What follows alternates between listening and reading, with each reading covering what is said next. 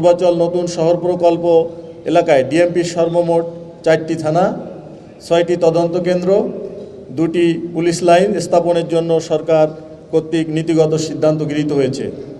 এছাড়াও 3টি DC office স্থাপনের কার্যক্রম চলমান রয়েছে।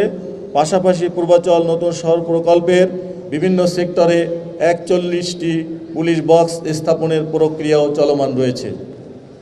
সম্মানিত উপস্থিতি, পূর্বাচল আবাসিক প্রকল্পের নিরাপত্তা ও আইন শৃঙ্খলাকে গুরুত্ব দিয়ে স্বরাষ্ট্র মন্ত্রণালয় থানাসমূহ ও তদন্ত কেন্দ্র স্থাপনের প্রশাসনিক অনুমোদন দেয়। তৎপরবর্তীতে রাজুক পর্যায়ক্রমে বাংলাদেশ পুলিশের অনুকূলে 29.21 একর জমি বরাদ্দ দেওয়ার সিদ্ধান্ত দেয়, যার মধ্যে 18.63 একর জমির দলিল রেজিস্ট্রেশন ইতিমধ্যে সম্পন্ন হয়েছে। বাকি জমির রেজিস্ট্রেশন প্রক্রিয়াধীন আছে। আগামীতে পূর্বাচল নতুন শহর প্রকল্প ডিএমপির অধীনে আনয়ন করে এখানে ডিএমপির অন্যান্য বিভাগের মতো একটি স্বতন্ত্র বিভাগ সৃষ্টি করে একজন অতিরিক্ত পুলিশ কমিশনারের তত্ত্বাবধানে আইন শৃঙ্খলা নিয়ন্ত্রণের কার্যক্রম পরিচালিত হবে। পূর্বাচল নতুন শহর প্রকল্পের জন্য পুলিশের প্রায় 6,524 জন জনবল সৃষ্টির প্রস্তাব বিবেচনায় রাখা হয়েছে।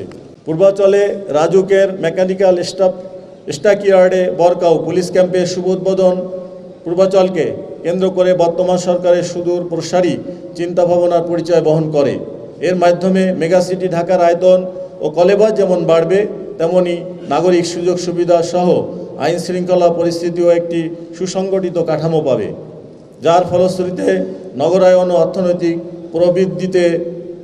প্রবৃদ্ধি বৃদ্ধিতে ভূমিকা রাখবে। সম্মানিত উপস্থিতি, পূর্বাচল পুলিশ ক্যাম্প স্থাপন এই প্রকল্পের উন্নয়ন কার্যক্রমকে আরও বেগবান করবে। পুলিশের অবস্থান ও তৎপরতা জনমনে আস্থা ও নির্ভরতার জায়গা তৈরি করবে। প্রাথমিক পর্যায়ে পূর্বাচলে 2টি পুলিশ ক্যাম্প স্থাপিত হবে। তার একটি বরকাউ পূর্বাচল পুলিশ ক্যাম্প 1 নং সেক্টরে, যেটি আমরা আজকে উদ্বোধন করলাম।